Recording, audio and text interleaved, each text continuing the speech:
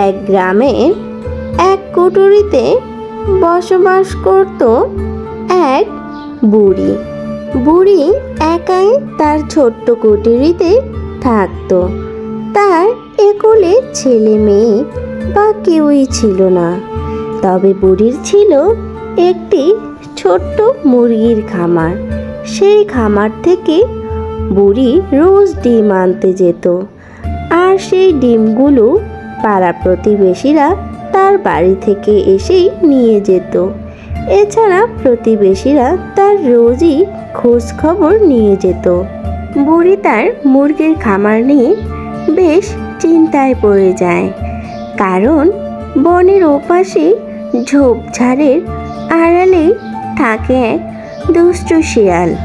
দুষ্টু শিয়ালের কারণে গ্রামের সব মানুষই অতিষ্ঠ হয়ে পড়েছিল, যে কিনা সুযোগ বুঝেই মুরগি ছাগল সব কিছু নিয়ে তার বনের ভেতর চলে যায়। প্রতিদিন রাত হলেই শিয়ালটি সবার বাড়ি বাড়ি এসে দেখে যায়, আর সকাল হলেই শিয়ালটি মুরগি নিতে চলে আসে। আরে বাহ, এই মুরগিগুলো তো আগে দেখিনি।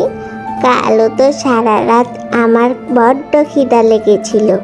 এই বনে ও বনে সব জায়গায় ঘুরে দেখেছি, কোথাও কোনো খাবারের সন্ধান পেলাম না।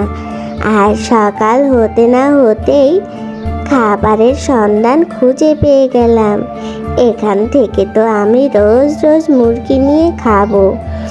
আরে, এটা তো মনে হয় ওই বুড়ির মুরগির খামার। যাই যাই, আমি আগে ভাগে মুরগিগুলো নিয়ে এক এক করে কপিয়ে খেয়ে ফেলি।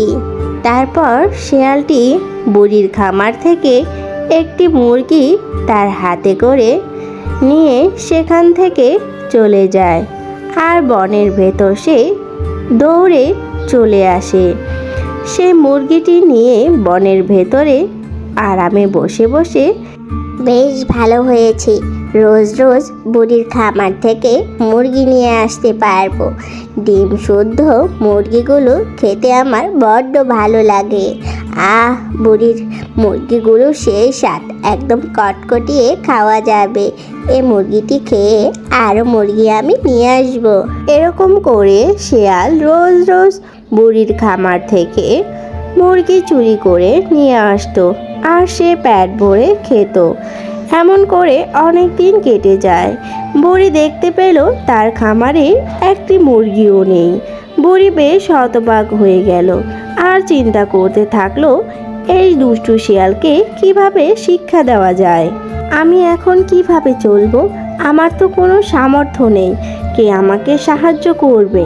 যদি আমার ছেলে মেয়ে থাকতো, তাদের উপরে বসে বসে খেতাম। আর এই দুষ্টু শিয়াল আমার আয় রোজগার সব বন্ধ করে দিয়েছে। এখন তো আর আমি মুরগির ডিমও বিক্রি করতে পারবো না। আর এখন যদি আমার বাড়িতে ক্রেতা আসে, তাহলে তো আমি তাদেরকেও দিতে পারবো না কোনো ডিম। এসব নিয়েই বুড়ি চিন্তা করছিল।